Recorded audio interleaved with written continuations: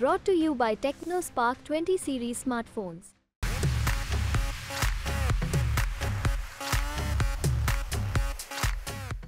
नमस्कार, मैं राजू कुमार झा और देश किसका के वीआईपी सीट पर आज बात करेंगे महाराष्ट्र के कल्याण लोकसभा सीट की। कल्याण लोकसभा सीट पर मुकाबला काफी दिलचस्प है। कल्याण लोकसभा सीट महाराष्ट्र की 48 लोकसभा सीट में से एक है। यह निर्वाचन क्षेत्र 12 जुलाई 2002 को गठित भारत के परिसीमन आयोग के सिफारिशों के आधार पर राष्ट्रपति अधिसूचना के कार्यान्वयन के एक भाग के रूप में 19 फरवरी 2008 को बनाया गया। इस सीट के लिए पहली बार 2009 के लोकसभा चुनाव में वोट डाले गए। 2009 के लोकसभा चुनाव में शिवसेना के आनंद परांजपे को टिकट दिया गया। वहीं एनसीपी की तरफ से वसंत देवखरे को यहां से उतारा गया। दूसरी ओर मनसे ने वैशाली को यहां से प्रत्याशी बनाया। वहीं बीएसपी ने खान कमरुद्दीन एन गनी को मैदान में उतारा।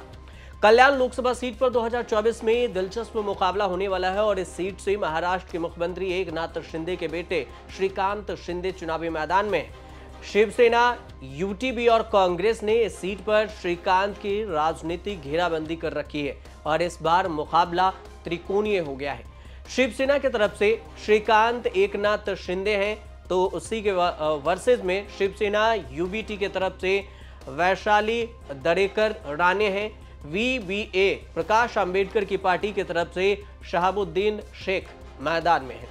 साल 2019 के लोकसभा चुनाव में शिवसेना ने यहां से श्रीकांत एकनाथ शिंदे को टिकट दिया था, तो वहीं बाबाजी बलराम पाटिल कांग्रेस के प्रत्याशी थे। बहुजन समाजवादी पार्टी यानी बसपा ने यहां से रविंद्र केने को उम्मीदवार बनाया था। लेकिन इसके बावजूद अगर यहाँ के समीकरण को देखा जाए, परिणाम आए 2019 के लोकसभा चुनाव के परिणाम को देखा जाए तो शिवसेना के श्रीकांत शिंदे को 5,59,723 वोट मिले थे। 62.87% के करीब वोट प्रतिशत रहा। एनसीपी के बाबाजी बलराम पाटिल को 2,15,024% के करीब वोट मिले थे।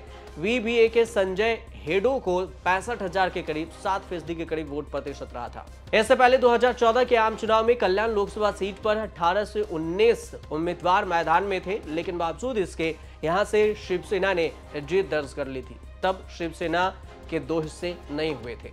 2014 के लोकसभा चुनाव की अगर बात करें, यहाँ के परिणाम की बात करें तो शिवसेना के श्रीकांत शिंदे को 4,40,892 वोट मिले, 53.49% वोट प्रतिशत।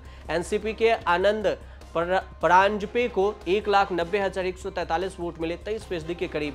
एमएनएस प्रमोद पाटिल को एमएनएस की तरफ से 1,22,339, 14% के करीब वोट प्रतिशत था। कल्याण लोकसभा निर्वाचन क्षेत्र में 6 विधानसभा की सीटें आती हैं, जिसमें अंबरनाथ एससी है, आरक्षित है। उल्लासनगर, कल्याण पूर्व, डोंबिवली और कल्याण ग्रामीण और इसके अलावा बुमरा कलवा ये विधानसभा की सीटें हैं। कल्याण लोकसभा सीट 2008 में परिसीमन के बाद अस्तित्व में आई थी। इसके पहले यह ठाणे लोकसभा के अंतर्गत आती थी। कल्याण लोकसभा सीट के इतिहास पर अगर नजर डालें तो ये सीट शिवसेना बीजेपी का गढ़ माना जाता है। यहां से बीजेपी के राम कापसे 1989 से 1996 तक चुनाव जीतते आए। महाराष्ट्र में बीजेपी शिवसेना के गठबंधन होने के बाद ये सीट शिवसेना के खाते में चली गई। शिवसेना ने प्रकाश परांजपे को टिकट दिया तो वो जीत भी गए और 1996 से 2008 तक लगातार जीत दर्ज करते रहे, सांसद बने।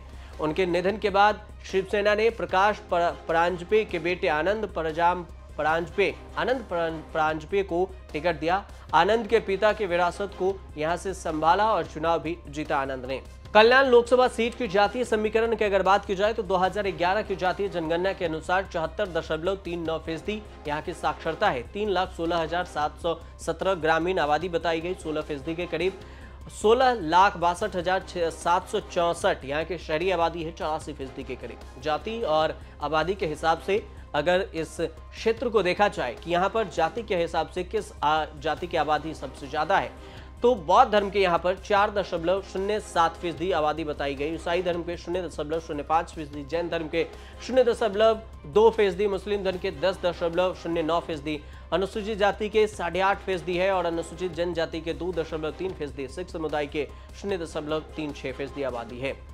कल्याण लोकसभा सीट हॉट सीट है। मुख्यमंत्री एकनाथ शिंदे के बेटे डॉक्टर श्रीकांत शिंदे यहां से सांसद भी हैं और इस बार मैदान में भी उतरे हैं।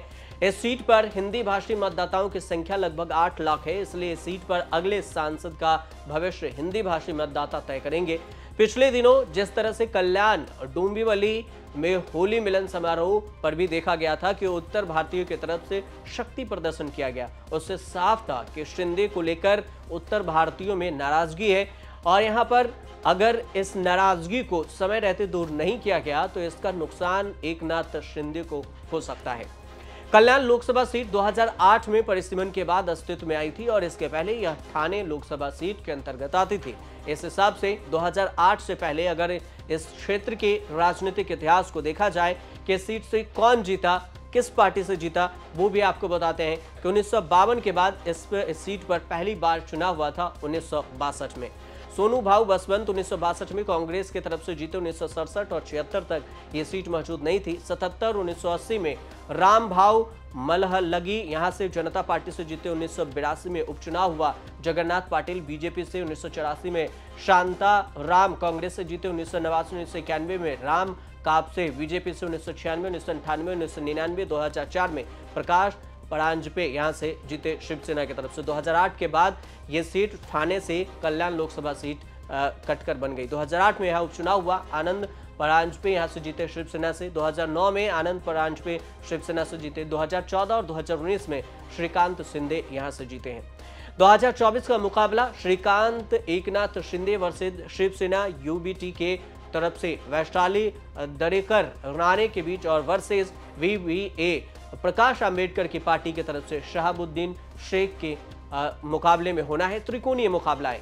श्रीकांत एकनाथ शिंदे की अगर बात की जाए तो श्रीकांत एकनाथ शिंदे हाल ही में श्रीकांत शिंदे चर्चा में तब आए थे जब उन्होंने बीजेपी के कुछ नेताओं के खिलाफ मोर्चा खोला था।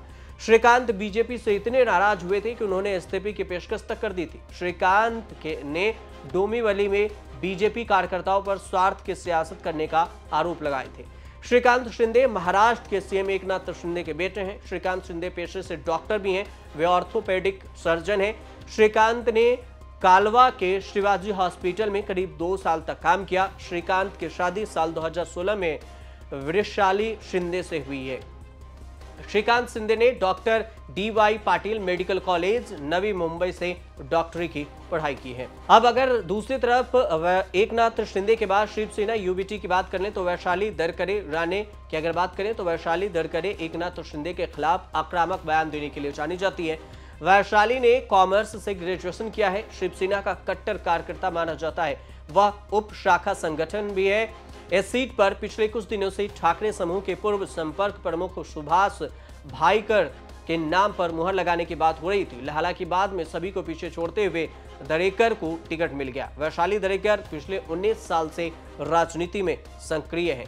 2005 में वह पहली बार शिवसेना तत्कालीन के टिकट पर, जब 2005 में शिवसेना थे उसी पर कल्याण डोंबिवली से नगर सेवक चुनी गई थी। 2005 के बाद जब कल्याण डोंबिवली नगर निगम का चुनाव लड़ा तो वह उस समय सबसे कम उम्र की नगर सेवक के रूप में जानी जाती हैं।